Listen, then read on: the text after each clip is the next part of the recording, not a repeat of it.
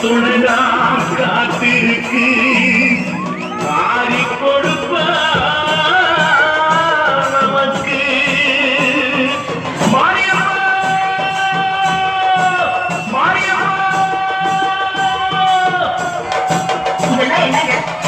மாரியம்மன் திருவிழாவுக்கு போற முளைப்பாய் கொஞ்சம் விளக்கமா சொல்லுங்க. நான் சொல்றேன், புதுப்பாயா வாங்கியாந்து இப்படி சரிபாதியா உடச்சு வைக்கணும். அப்புறம் மாட்டெழுவு மணல் வட்டோல் இப்படின்னு எல்லாத்தையும் கலந்து ஒண்ணா போடணும்.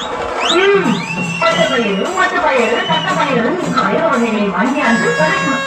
மறுநாள் மழை விட்டு உப்பா இலையா வளர ஆரம்பிச்சு 7 நாளைக்குள்ள இவ்வளவு உயரம் வளருமா?